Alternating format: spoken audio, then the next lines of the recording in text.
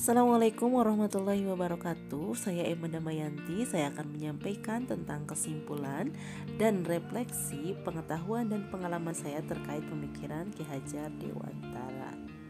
Sebelum saya memahami pemikiran Ki Hajar Dewantara, saya mempercayai beberapa hal tentang siswa sebagai berikut. Sebelum saya membaca modul 1, sebenarnya saya sudah meyakini dan memiliki pengetahuan dengan gagasan yang disampaikan oleh Howard Gardner yang menurut saya sudah sejalan dengan pemikiran Ki Hajar Dewantara. Yaitu yang pertama, saya yakin bahwa setiap siswa itu cerdas dan mereka memiliki kecerdasan beragam serta gaya belajar yang berbeda. Saya juga percaya bahwa setiap siswa pasti membutuhkan bimbingan dan arahan yang berbeda karena mereka berasal dari latar belakang keluarga dan sosial yang berbeda. Kemudian di dalam proses belajar, saya selalu mengupayakan mereka bisa berkolaborasi agar setiap anak yang berbeda itu bisa saling mengisi dan pembelajaran dapat berpusat kepada siswa. Kemudian, saya juga meyakini bahwa setiap siswa pasti memiliki potensi dan kemampuan untuk berkarya sesuai dengan kemampuan dan bakat minat yang mereka miliki. Nah, akan tetapi saya juga meyakini bahwa ada beberapa siswa yang memang malas menurut saya waktu itu. Jadi hal apapun yang saya lakukan, pendekatan apapun, siswa tetap malas. Itu yang saya yakini. Kemudian saya sering memaksakan cara mengajar saya yang saya pikir misalnya media yang saya gunakan atau teks yang saya sampaikan itu menarik bagi saya dan saya suka dengan apa yang saya lakukan. Akan tetapi saya tidak melihat sudut pandang siswa dan bagaimana hal tersebut menarik bagi siswa atau tidak. Nah, saya hanya berpikir bahwa ini menarik bagi saya, tapi belum berpikir bagaimana sudut pandang siswa. Kemudian setelah saya mempelajari pemikiran Ki Hajar Dewantara, saya mengalami perubahan pengetahuan dan perilaku di dalam mengajar sebagai berikut. Yang pertama yaitu pandangan saya terhadap siswa berubah. Menurut Ki Hajar Dewantara, guru itu ingar sosong tulodo ing madyo mangunkarso dan tuturi handayani. Berarti ketika ada siswa yang malas, sebenarnya guru harus memberikan teladan contoh bagaimana supaya tidak malas, kemudian memotivasi bagaimana caranya siswa tersebut tidak malas, dan guru harus menciptakan pembelajaran yang memang bisa bermakna bagi siswa sehingga siswa merasa bersemangat untuk belajar. Jadi tidak ada siswa yang memang malas terusnya dan sebagainya, itu tergantung bagaimana cara guru menstimulusnya. Kemudian pandangan perubahan yang lain adalah terkait dari sikap guru. Menurut Ki Hajar Dewantara, guru harus menghamba kepada siswa atau memuliakan siswa. Jadi saya sebenarnya harus lebih sabar, bisa berbuat tanpa pamrih, tanpa berharap semua siswa mengikuti saya, tetapi saya terus mencoba menuntun siswa lebih memahami kebutuhan mereka. Jadi tidak mudah menyerah atau berputus asa dengan apapun yang terjadi atau reaksi yang diberikan. Proses kegiatan belajar mengajar, KHD mengatakan bahwa anak harus dididik sesuai kodrat alam dan kodrat zaman.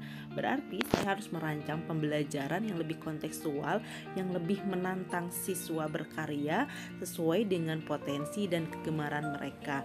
Jadi saya harus lebih bisa memahami hal-hal yang memang dekat dengan dunia mereka. Berikut adalah rancangan pembelajaran yang sesuai dengan pemikiran Ki Hajar Dewantara. Nah, karena saya sedang mengajar teks eksposisi, berikut saya sampaikan RPP terkait teks eksposisi. Tujuan pembelajarannya setelah menonton video pembelajaran dan melakukan aktivitas pembelajaran, siswa diharapkan dapat mengidentifikasi gagasan dan fakta dalam sebuah teks eksposisi dengan tepat. Kemudian aktivitas pembelajaran yang akan dilakukan yaitu yang pertama siswa menonton video, kemudian membaca teks eksposisi, dan di dalam kelompok siswa mendiskusikan gagasan dan fakta dengan pendekatan games. Kemudian siswa mendapatkan skor dan penilaian dari guru, lalu pembelajaran diakhiri dengan refleksi dan evaluasi.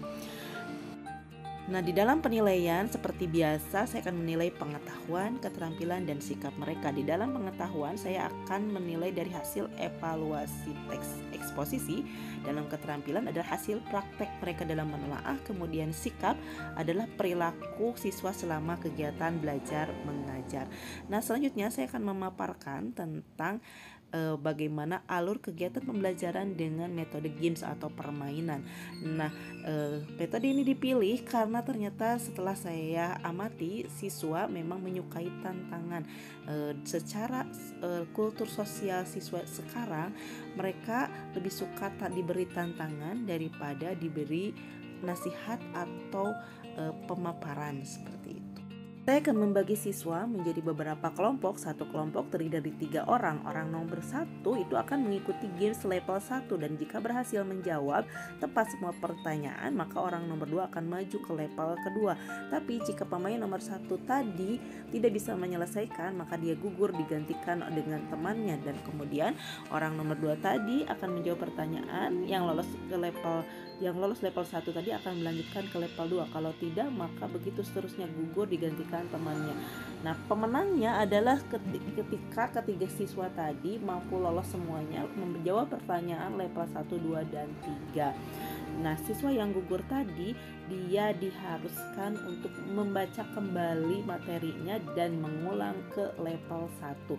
Dan siswa sebagai yang menang akan diberikan hadiah dan dia boleh misalnya istirahat lebih dulu. Pertanyaan pada level 1 yaitu terkait dengan pertanyaan taksonomi Bloom yang level C1, C2 yang misalnya menjelaskan, menyebutkan. Kemudian kalau level 2 sudah meningkat ke analisis atau ke C4. Kemudian kalau yang level 3 siswa sudah lebih menyimpulkan, kemudian juga dia membandingkan atau menganalisis. Jadi sudah lebih tinggi levelnya di dalam tataran taksonomi Bloom. Nah, kenapa pemikiran atau pembelajaran sesuai game tadi sesuai dengan pemikiran KHD? Karena yang pertama adalah pembelajaran permainan game sesuai dengan kodrat zaman siswa yang memang menyukai tantangan. Kemudian pembelajaran tersebut sesuai dengan prinsip Ingmadyo Mangunkarso dan Tutwuri Handayani, di mana guru hanya sebagai fasilitator atau pemberi motivator dan memberikan arahan pada pembelajaran yang berpusat kepada siswa. Demikian pemaparan saya tentang kesimpulan dan refleksi hasil dari pengetahuan dan pengalaman saya terkait dengan pemikiran Ki Hajar Dewantara. Terima kasih. Assalamualaikum warahmatullahi wabarakatuh.